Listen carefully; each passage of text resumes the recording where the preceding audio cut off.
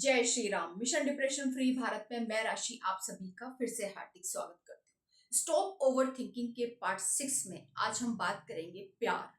प्यार इस दुनिया की सबसे खूबसूरत चीज है, लेकिन तभी जब प्यार सच्चा हो, समझदारी भरा हो, जहां दोनों तरफ से सम्मान हो, दोनों एक दूसरे को लव, टाइम और रेस्पेक्ट देते हो, दोनों एक दूसरे की भावनाओं को समझते हो, दोनों एक दूसरे की भावनाओं का सम्मान करते हो, दोनों एक दूसरे की खुशियों का ख्याल रखते हो और उन सब चीजों को करने से बचते हो जो सामने वाले को कंफ्यूज करे या उसे हर्ट करे। लेकिन जब रिश्ता एक तरफा हो जाए तो ऐसे में जो व्यक्ति अपने दिल की गहराइयों से इस रिश्ते को अपना 100% दे रहा हो और वहीं दूसरा पार्टनर उसके इसी प्यार, सच्चाई और ईमानदारी को टेकन फॉर ग्रांटेड लेता हो, या दूसरे शब्दों में कहो तो इस रिश्ते में हमेशा कंफ्यूजन हो, डिसरेस्पेक्ट हो, फियर हो, इनसिक्योरिटी हो, तो ये रिश्ता फिर एक सच्चा और अच्छा रिश्ता नहीं होता।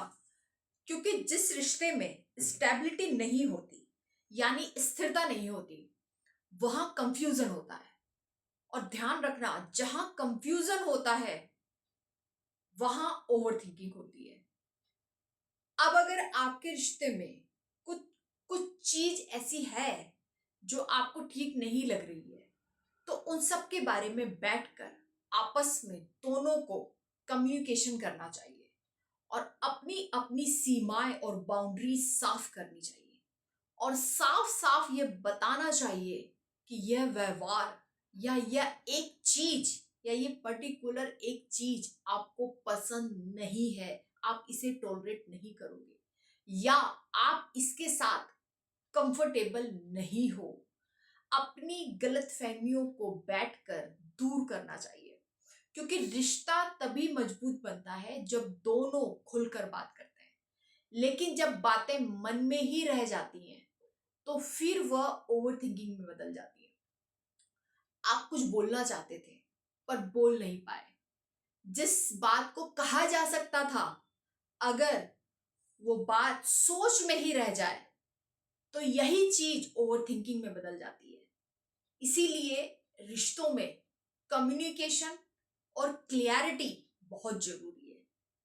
सोचिए कम और बोलिए ज्यादा। हाँ, अब अगर आपके बोलने और बात करने और समझाने के बाद भी कोई नहीं बदल रहा है या रिश्ता नहीं सुधर रहा है, तो फिर इस रिश्ते में रहकर ओवर थिंकिंग करते रहने से अच्छा है कि आप इस रिश्ते से बाहर आ जाएं। क्योंकि और खुद को चुने और अपनी शांति को चुने। क्योंकि ये याद रखो कि सच्चे प्यार में शांति होती है, स्टेबिलिटी होती है, सिक्योरिटी होती है। वहां किसी की भावनाओं के साथ खेला नहीं जाता, बल्कि भावनाओं का सम्मान किया जाता है। वहां खुशियां होती हैं, वहां सामने वाले को हर्ट करने की नीयत नहीं होती, बल्कि उसे खुशी देने की चाहत होती है।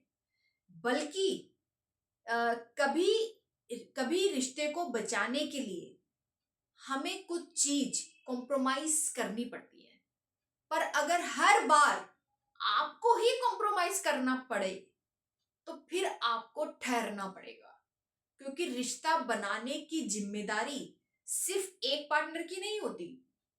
अगर दोनों सीरियस है तो रिश्ता बचाने के लिए दोनों को कुछ चीजें अपनी अपनी तरफ से कॉम्प्रोमाइज करनी होगी। कभी कभी उनकी खुशी के लिए आप कॉम्प्रोमाइज कर लो, तो कभी आपकी खुशी के लिए वो कॉम्प्रोमाइज कर ले। ये तो ठीक है। लेकिन अगर हर बार कॉम्प्रोमाइज करने का दबाव दबाव दबाव आपके ऊपर ही डाला जा रहा है, यानी सामने वाला पार्टनर आपके ऊपर ही दबाव बना रहा है कि अपनी चीजों को मनवाने का, तो फिर आपको रुककर सोचना होगा। प्यार का सबसे सुंदर हिस्सा होता है भरोसा और सबसे खतरनाक हिस्सा होता है शक। जहां हमें पार्टनर पर भरोसा होता है वहां शांति होती है, और जहां शक होता है वहां ओवर थिंकिंग होती है। नेक्स्ट हम समझते हैं what is the magic of self love. Over thinking का इलाज है सेल्फ लव, क्योंकि जब हम खुद से प्यार नहीं करते तब हम दूसरों से वैलिडेशन चाहते हैं, और जब वो वैलिडेशन नहीं मिलता तो हम सोचने लगते हैं कि क्या मैं कम हूं, क्या मैं अच्छा नहीं हूं, क्या मैं अच्छी नहीं हूं, क्या मैं वह नहीं हूं, बहुत सारी चीजें। तो प्यार में ओवर थिंकिंग वहीं से शुरू होती है जहां हम खुद को कम समझते हैं। अगर हम खुद के साथ खुश हैं तो हमें किसी दूसरे की कोई आवश्यकता ही महसूस नहीं होगी। दरअसल जो खुद को पूरा मान लेते हैं उसे कोई अधूरा महसूस नहीं करा सकता।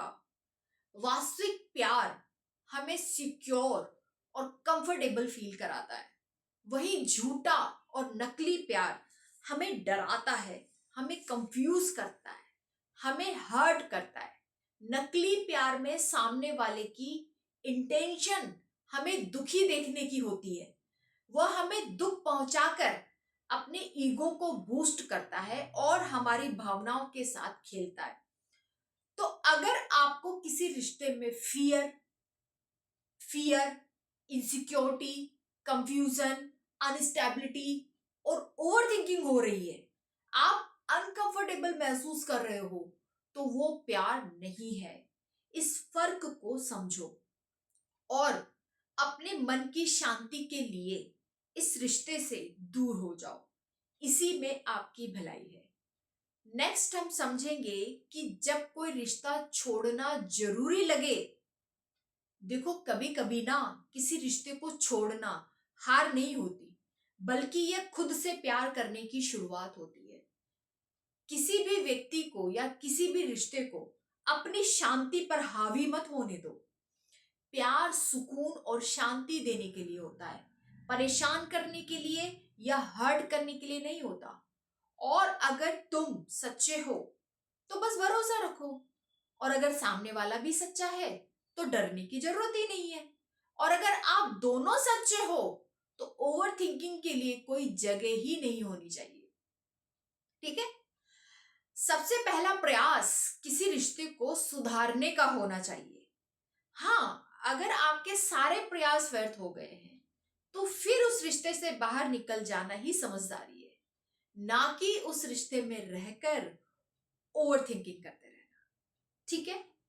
तो ये अंडरस्टैंडिंग और ये अवेयरनेस तो आपको खुद ही लानी पड़ेगी कि आपके लिए कौन सा रिश्ता खुशी देने वाला है और कौन सा रिश्ता आपको दुख पहुंचाने वाला है। जब ये अंडरस्टैंडिंग और ये अवेयरनेस आप लेकर आओगे तब आप डिफरेंस क्रिएट कर पाओगे कि क्या मैं सच में किसी हेल्दी रिलेशनशिप में हूं या ये सिर्फ मेरा एक भ्रम है। तो ये डिफरेंस जब आप क्रिएट करोगे तब आप फिर सही डिसीजन ले। राइट। तो आज के लिए इतना ही। जय श्री राम।